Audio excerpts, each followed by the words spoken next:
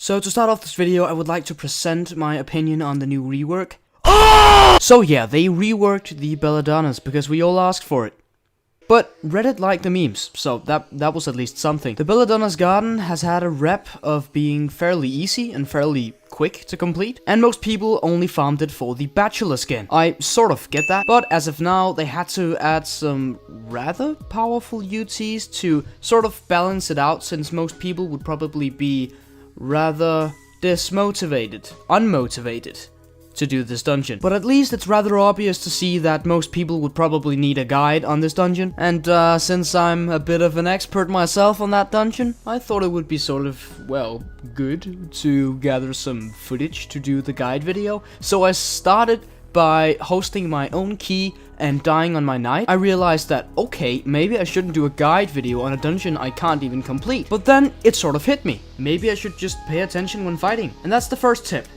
Don't underestimate this dungeon. I know you're an 8/8 knight, and I know you just got your, I don't fucking know, tier 5 mithril shield, but if you start to act cocky in this dungeon, you're gonna get your balls kicked in. That also goes for the girls. This Plantera mama ain't messing around. So you enter the dungeon and a flower appears in the middle. It's armor broken, so this is where you get your first damage in. The flower blooms and unfolds its leaves. Not about to promote gay rights, but it's about to get your ass down. In this phase, it showers you in bullets in all directions. So in this phase, pull back, get some healing, but also get some shots in, or else you won't get it to the next phase. It shoots out berries in all directions, not very lethal, but it will now summon a bunch of flowers that will start circling the room, and this is where you have to pay attention. Don't move beyond the circle, because the flowers shoot a 3-shot pattern backwards that hits you for 100 armor penetrating damage each. Trust me, you want to stay inside of that circle. So at first, it's about getting damage onto the boss itself. When you're done messing around outside the circle, you will realize your teammates have done the job, and it will start shooting out poison bombs. There is a blind spot to these bombs. There will be one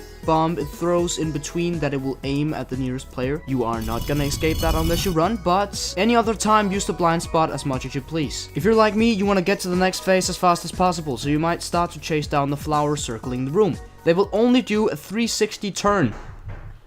Oh my god, who's fucking dying in the background? They will complete one full rotation and then turn the other way around and do the same backwards. So you might have to get your paralysis pet onto those bastards and just finish them off quickly. Coming up, there is a transition to the next phase where there is a blind spot too, but it's over so quickly you don't even have to react to it. It starts spawning those damn flowers around the room where most people get popped. They're not as lethal as they have been, and I wouldn't focus fire on them. I would just try to shoot for the boss and get it out of the face quicker. They are killable, but don't waste your time on that. Instead, prepare for death and destruction. Now, it's all about DPS. It will still target you with those bombs, but there will be minions too. Hell is about to break loose. As soon as you see those minions move to a corner, move along with one of them.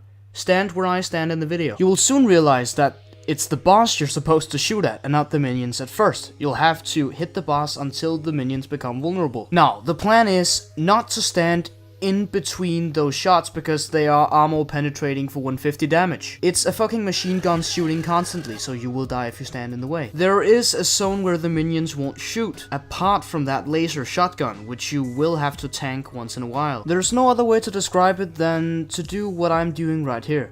Either have the minion to your left or to your right, not in front of you. That makes it more difficult. The blueberries the boss shoots shouldn't be a problem. Remember to try and stay in the yellow square I showed you, or else you'll get hit by all the other shots the minions are shooting. Repeat this until all the minions in the corners are dead. It should be fairly easy since they don't have that much HP. And now for the spooky phase. Yeah, it's not very scary at all. It'll just try and sit on you, but it doesn't shoot for the first 2 seconds it sits on top of you, so you can easily escape. Unless you brought your 0/8 paladin, you should be good. So the most notably of the attacks is this one where it shoots out pink leaves. There is a blind spot to that too. I couldn't find it in the video because I was a bit of a retard. For this one, there's a blind spot too that I walked out of, but most of these attacks aren't very dangerous at all, so you can just tank most of them. Once in a while it will shoot out that flower spike, but that's fairly easy to dodge too. It would also launch a massacre missile attack with these flower spikes too, but also fairly easy to dodge. And as seen earlier, it also shoots out berries once in a while, but again, not explicitly difficult.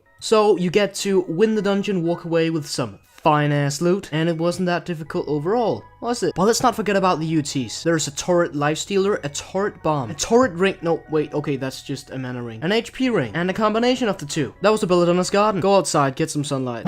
Pizza.